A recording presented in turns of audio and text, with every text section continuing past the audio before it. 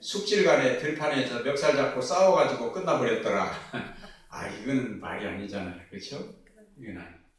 그래서 누가 먼저 제안을 합니까? 아브라함이 먼저 제안을 해요. 예, 조카야, 너하고 나하고 여기 와서 싸워도 되겠냐? 그러니 우리는 하나님의 부르심을 받고 나왔는데 너하고 나하고 좀 떨어져 살자. 그러니까 네가 뭐 하면 좌하면 내가 우하고 네가 우하면 내가 좌하리라. 네, 여기서는 제가 이 직산, 여기서는 제가 잘 모르겠는데 이 직산이라는 데가 참 훌륭한 데예요. 원래 내가 쭉 찾아보니까 직산이 원래 원조, 백제를 세운 원조가 내려와서 여기에서 도읍을 세웠을지도 모른다고 그렇게 되어 있어요. 여러 가지로 봐서 여기가 백제의 수도가 맨 처음 수도가 되었을 수도 있다는 게 확실한 증거는 없지만 그렇다는 것이죠. 직산이 중간에는 경기도 땅이 되었다가 이조 중종 때 다시 충청도로 이렇게 되었다가 여러 가지 과정을 거치면서 원래는 이 직산이라는 데가 천수답이 많아가지고 저수지가 별로 없어서 천수답이 많아가지고 논에나는 피가 있잖아요. 그 피가 너무 많아서 그 피를 이루는 그게 너무 많아서 직산이라고 했다는 것입니다. 근데 지금 우리가 쓰는 직산이 거기에서 나왔는데 이 직자는 사직, 그러니까 제사를 드리는 그런 뜻으로서 직산이 됐습니다. 옛날부터 아주 땅이 넓고 논이 많고 또 과일이 우리나라에서 뭐 나주배 못지않게 안성배 하면 아주 이렇게 많이 나오고 또 뭐 안성맞춤, 유기 안성맞춤은 우리가 더 말할 것도 없고요.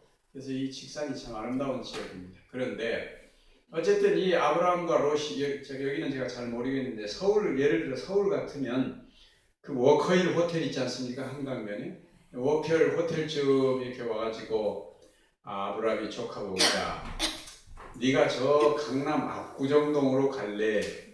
아니면 저쪽 위에 망우리 쪽으로 갈래? 네? 네가 압구정으로 가면 내가 망우리로 가고 네가 망우리 쪽으로 가면 내가 저 강남 압구정으로 갈랜다. 근데 네가 먼저 택해라. 그랬을 때에 롯이 어떻게 했을까요? 제가 압구정동으로 가시고 그랬을까요? 그랬을 것 같지는 않아요. 그래도 양반 집안이니까. 아이고 삼촌 그게 무슨 말씀이십니까? 삼촌이 먼저 택하셔야죠. 아니라니까. 네가 먼저 택해. 네가 먼저 택해. 네가 압구정으로 가든지 마무리로 가든지 네가 먼저 택해.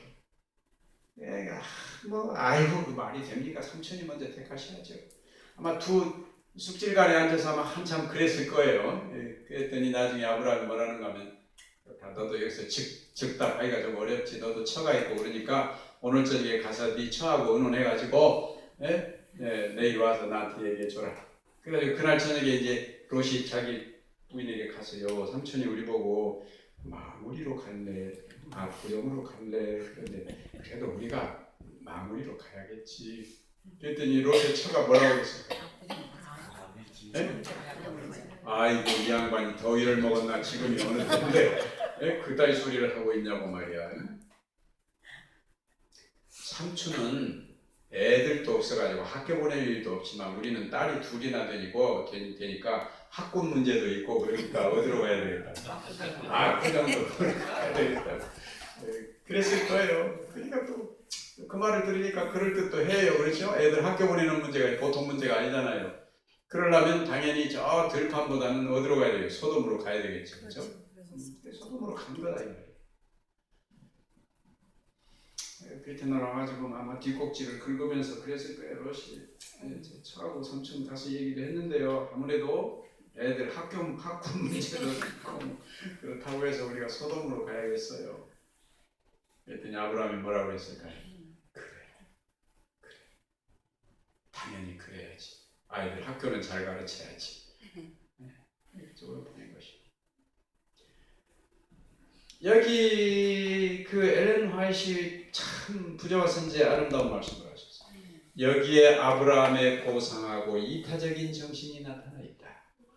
그 같은 환경에 처하여 얼마나 많은 사람들이 만난을 무릅쓰고 자신들의 개인적인 권리와 우선권을 고수하고자 하였는가.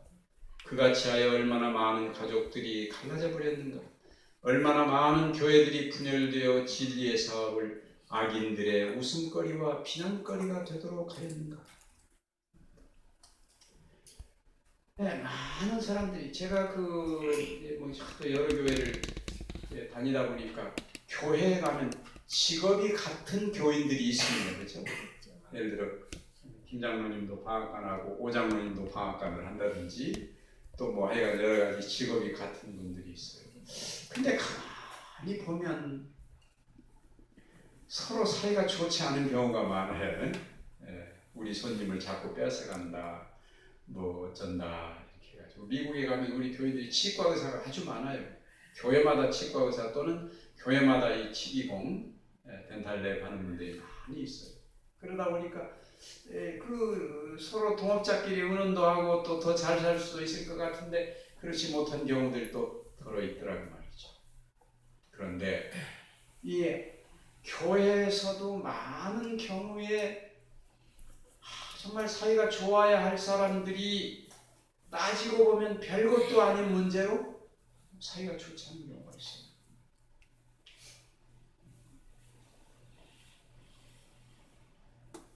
양보라는 것이죠. 양보. 제가 어느 교회 갔더니 어떤 두 집사님이 아주 사이가 안 좋아요. 이 집사님하고 오 집사님하고 사이가 정말 안 좋아요. 쳐다보지도 않고 고개 저쪽으로 돌려. 그거 왜 그랬습니까? 그랬더니 어떤 분이 그래요. 별것도 아닌데 도대체 무엇 때문에 그래? 이유가 있을 거 아니야. 이유가 있죠. 그 교회가 이제 시골에 있는 교회라 오랫동안 저 에어컨이 없었어요. 근데 모처럼 이제 돈을 들여서 에어컨을 사다 놨어요. 근데 그 이 집사님은 꼭 에어컨 앞에 앉아요. 저 뒤에 에어컨 앞에. 오 집사님은 꼭 요 맨 앞에 앉아요. 그래가지고 에어컨을 틀면 2분도 안 돼가지고 그 이 집사님이 가서 에어컨을 꺼버려. 사람 얼어 죽겠구만. 무슨 놈의 돈이 왼수가 났냐. 에어컨만 틀어대게. 근데 이 바람은 여기 중간도 아직 안 왔거든요. 오 집사님은 또 어떻게 할까요? 또 가서 켜는 것입니다. 뭐 에어컨은 무슨 장식품으로 사다 놨냐. 좀 이 더운데 좀 틀지. 틀어요. 그래가지고 서로 사이가 안 좋은 것입니다. 너무 추우면 어떻게 하면 됩니까? 좀 앞으로 오면 되고, 여기 더우면 어떻게 하면 되고, 좀만큼 가면 되고, 근데 나는 죽어도 여기가 내 자리다. 못 간다. 그런데 저게 때로는 형제와 형제 사이, 심지어는 부모와 자식 사이, 교인과 교인 사이에 서로 그런 갈등. 무엇 때문에 그렇다는 거예요? 우선권, 개인적인 권리와 우선권. 개인적인 권리와 우선권. 건방진 놈 같은 이라고. 지가 내 사업에 감히. 여러분 여기 우선권이 있으면 누가 우선권이 있어요? 롯이 우선권이 있어요. 아브라함이 우선권이 있어요. 여러분 나이로 보나 화이트도 그 말씀을 하셔요. 나이로 보나 경력으로 보나 뭐로 보나 누가 먼저 택해야지. 아브라함이 먼저 택해야지. 그런데 참 중요한 것은 누가 먼저 양보를 했다는 것입니다. 아브라함이 먼저 양보를 했다는 것이죠. 여러분 우리 중에서도 많은 문제가 있을 수 있어요. 그럴 때 누가 먼저 양보를 해야 되겠어요? 내가 먼저. 시험찬 아제비가 전라도 말로는 좀 속이 든 아제비가 먼저 양보를 해야지. 참.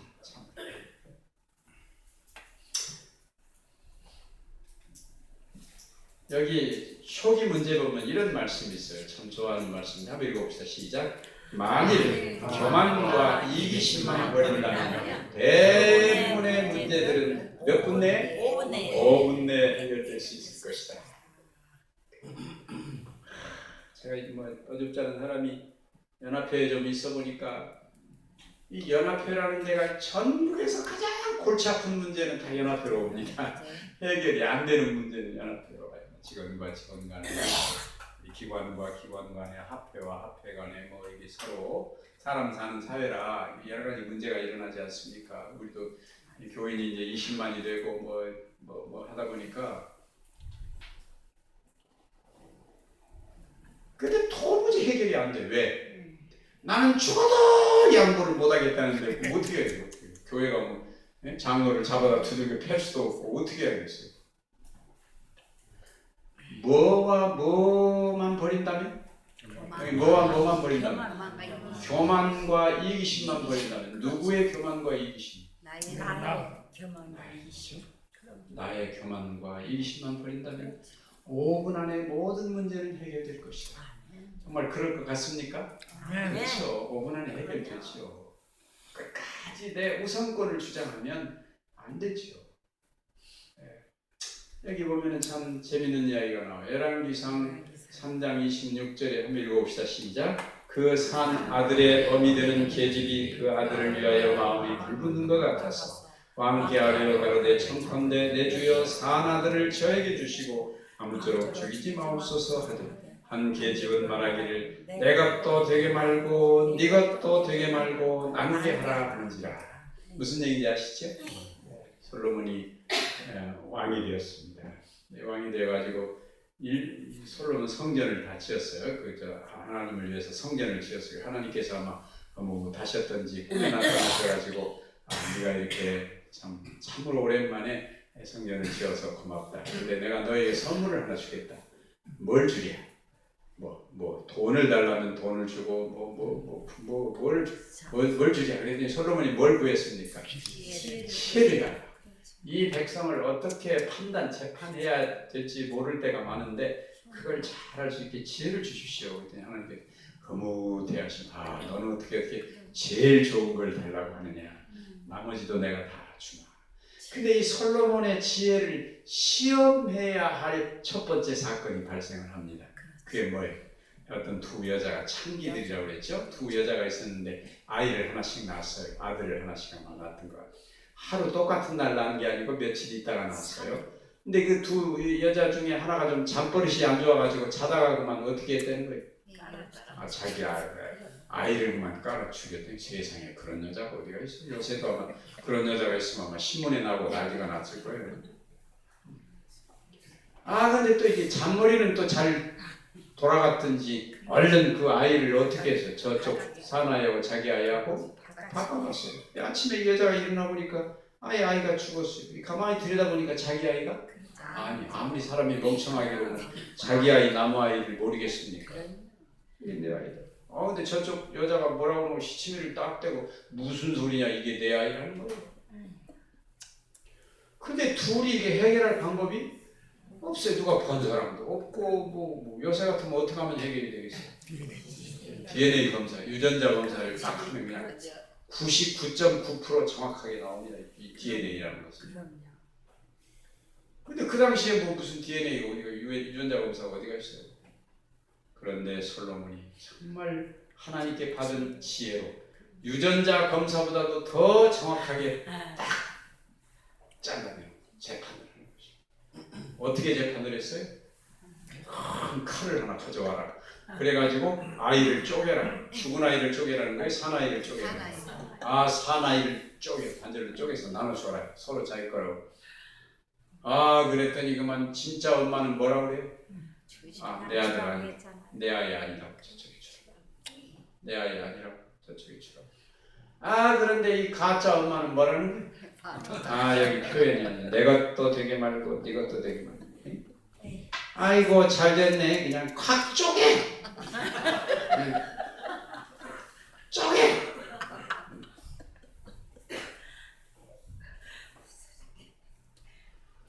자식을 키워본 엄마라면 누가 진짜 엄마인지를 금방 알아낼 수 있는 것입니다. 그렇죠? 근데 이게 나무 얘기가 아니고 오늘날 우리들의 얘기가 될 수 있다는 사실이죠. 우리가 하나님의 교회에서 어떨 때 보면 누가 진짜 하나님의 자식인가, 누가 진짜 하나님의 자식인가 아닌가를 알아내는 것이 그렇게 어렵지 않아요. 맞아요. 어렵지 않아요. 교회가 나눠질 문제가 생겼을 때, 뭐가 복잡한 문제가 생겼을 때, 가족이 찢어진, 형제가 갈라지고, 교회가 나눠지고, 그럴 때 보면 누가 진짜 하나님의 자식인가를 금방 알 수 있어요. 그냥 콱 쪼개버려. 뭐 네 것이 되고 네 것이냐 내 것이냐 그냥 쪼개버려.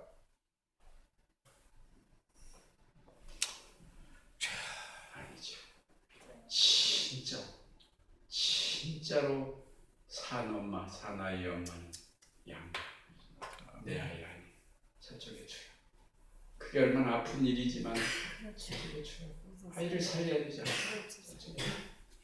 우리는 이것이 아이가 아니고 그것이 하나님의 영광이라고 생각합시다. 때로는 내가 욕심을 내서 하나님의 영광이 나눠져. 때로는 내가 욕심을 내가지고 하나님의 교회가 두 조각이 나고 형제끼리 나눠져. 우리나라의 그 재판 건수를 보니까 추석 명절이 지나가면 가족 간의 분쟁으로 재판 건수가 거의 2배가 늘어나요. 평소보다 2배가 늘어. 왜 그럴까요? 재산권 때문에. 그렇죠. 뭐 헤어져 있을 때는 몰랐는데 형제들이 다 모여놓고 나니까 이번에 아버지가 돈을 팔았다는 거예요. 그때부터 그만 어떻게 합니까? 말로 안 되니까 재판을. 사정이야 이해가 가지만 그리스도인의 가장 아름다운 믿음은 양보한다는 것이죠. 양보.